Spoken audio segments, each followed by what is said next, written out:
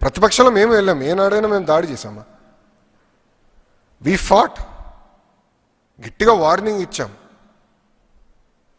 కానీ ఇట్లా మేము మా సొంత కార్యకర్తలు ఏనాడు చంపలా. అది కాదు మాకున్న సంస్కారం. తల్లి పైన కేసు గెలిచిన తర్వాత సంబరాలు చేసుకునే ఏకైక కొడుకు జగనేమో.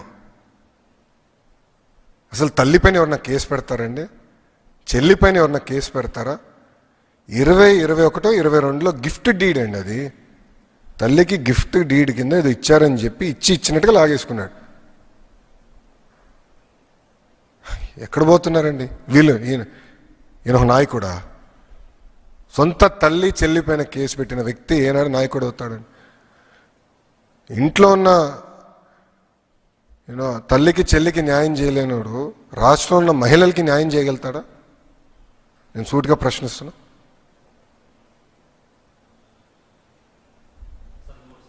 Yes sir.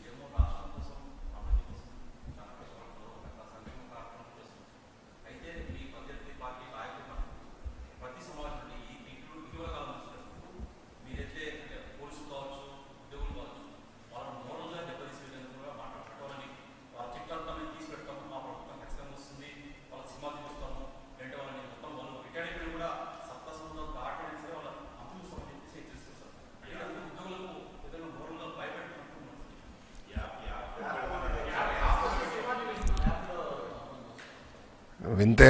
ఒక మాట చెప్తానండి, చట్టాన్ని ఎవరిని ఉల్లంఘిస్తే వాళ్ళపైన యాక్షన్ తీసుకునేది కూటమి ప్రభుత్వమే. ఎవరన్నా కానీ చట్టాన్ని ఉల్లంఘిస్తే మేమే యాక్షన్ తీసుకుంటాం. మా ప్రభుత్వంలో ఎవ్వరూ చట్టాన్ని ఉల్లంఘించరు.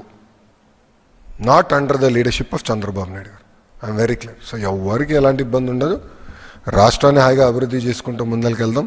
కెపాసిటీ కూడా చాలా బిల్డ్ చేయాలి. ఇటు ఐఏఎస్లో కానీ ఐపీఎస్లో కెపాసిటీ బిల్డింగ్ కూడా చాలా చాలా అవసరం. బిల్డ్ చేసి ఫారెన్ ఎక్స్పోజర్ విజిట్స్ కూడా చాలా చేయాల్సిన అవసరం ఉంది.